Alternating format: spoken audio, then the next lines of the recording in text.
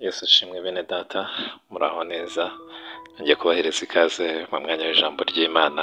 Reka dutangire dusenga. Mana yacu nziza, Imana y'urukundo, tugushimiye ko kubw'urukundo rwawe tugeneye umwanya wo kumva ijambo ryawe. Emerera Mwuka wera ridusobanurire, anatubashishe gusohoza icyo dutumyeho binyuze muri iryo jambo, kandi rigira ububasha muri twebwe. Tubisabye twizeye mu izina rya Yesu Kristo, amen. Uyu ni umunsi wa kane tuganira ijambo ry'Imana. Iki cyumweru turimo turaganira kuri Pasika mu rwego rwo kurushaho kuyitegura.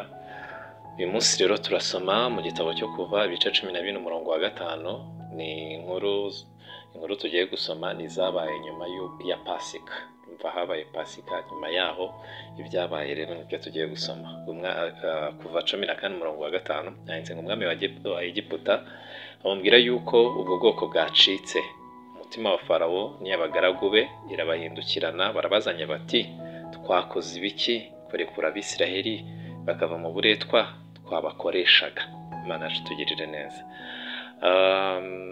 Inkuru yo gucungurwa kwawe yageze kuri Satani ndetse n'abe bose. Bya ya maraso y'umwana w'intama yakurokoye urupfu rukomeye kuri Pasika, ibyo kwabohowe utakiri imbata byamugezeho rwose. Ubwo turimo turabivuga twerekeje cyangwa se dukotinga inkuru y'Abisiraheli muri Egiputa. Byari byababayeho kuri Pasika, bari bafashe umwana w'intama, bari bahaye kondisiyo yuko bari bufate amaraso y'umwana w'intama bakayasiga ku nkomanizo no ku ruhamo rw'imiryango yabo, kugira ngo umurimbuzi naza ataza kugira icyo abatwara. Hanyuma rero icyo gihe kuko niko byagenze, umurimbuzi yaraje yica abana b'Abanyegiputa bose, ariko Abisiraheli aho Abisiraheli bari nta kintu bigeze baba, kuko aho umurimbuzi yageraga akasanga ikimenyetso cy'amaraso ya wa mwana w'intama, nta kintu yabatwaraga. Bukeye rero nibwo Abisiraheli bakuye muri ubwo bubata. Umunsi wakurikiye iyo Pasika yabo nibwo Abisiraheli bakuye mu bubata bajya barabohorwa baragenda. Mu nzira rero bari kugenda, Farawo nibwo nyine yongeye kwibuka, asubiza ubwenge ku gihe, amubwira bati Abisiraheli bagiye ntibakiri mu bubata. Aravuga ati ni ibiki nakoze?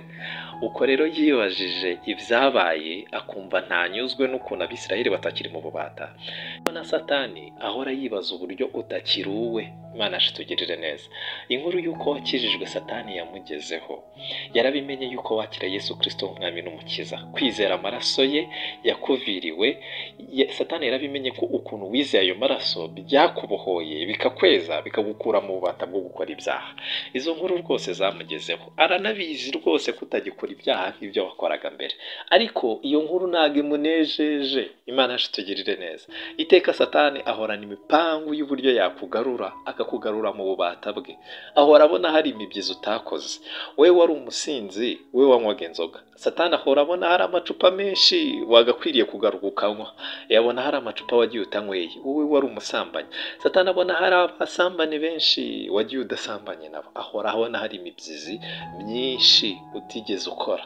Ahora abona impamvu zo kukugarura. Wewe wari umubeshyi, Satani abona hari ibinyoma byinshi ugomba kugaruka ukabeshya kugira ngo uwungure ubwami bwe bw'ikibi.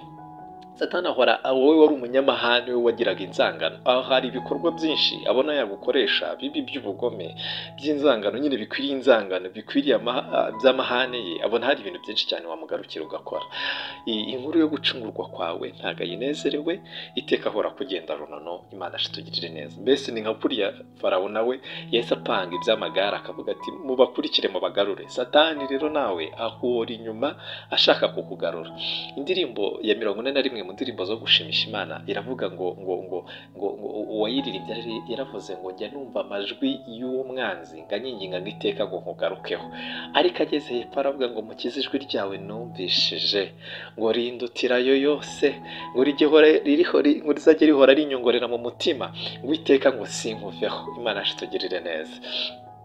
mwene data ugize amahirwe yo kumva ijambo ry'Imana muri iki gitondo, nyemerera ukanguke ube maso, we kugenda utari maso mu by'uru rugendo, kuko Satani ntanejejwe n'ukuntu wacunguwe, iteka ryose ahora ashaka kukugarura, umwanzi ahora kugenda runono. Imana itugirire neza. Ahari nawe ujya wumva ayo majwi y'umwanzi akubwira ngo wagarutse ukanywa kuri ziriya nzoga, wagarutse ugakora biriya byaha, ayo majwi akubwira ngo wagarutse ntukayafate nk'amajwi yoroheje, uramenye ukiyumva uzajye upfukama utakira umwami Yesu aguhereza imbaraga. Uburyo bwiza bwo gukira icyo gitero cy'umwanzi cyangwa se ibyo bitero by'umwanzi bihora bishaka kukugarura, uburyo bwiza bwo kubitsinda no gutakira Data wa twese. Abisiraheli babonye basumirijwe na Farawo ngo batakiye Imana yo mu ijoro. Imana itugirire neza. Imana ngo irangije izana inkingi yayo, irazishyira hagati y'Abisiraheli n'Abanyegiputa, ngo ku Bisiraheli ngo ihinduka inkingi y'umucyo ubamurikira kugira ngo bakomeze urugendo, ngo ku Banyegiputa ngo ihinduka nk'umwijima w'igikorwa, ngo barabashakisha barababura. Imana itugirire neza. Uko niko Imana ijya ibigenza. Nujya wumva amajwi y'umwanzi akubwira ngo umugarukire, nuko yafate nk'amajwi asanzwe. Jya utakira Imana. Imana ifite ukuntu ijya izana inkingi yayo ikaza ikayishyira hagati yacu n'ibyo bintu bidushaka kutugarura mu ntege nkeya. Iyo nkingi itubera umucyo utumurikira, ukongera ukatuyobora mu nzira nziza yo gukiranuka igana ahera mu gihugu cyo mu ijuru. Ariko kandi kuri bya bitero by'umwanzi, iyo nkingi igahinduka umwijima kugira ngo bitabasha kutubona. Urakoze cyane. Yesu Kristo aduhana umugisha.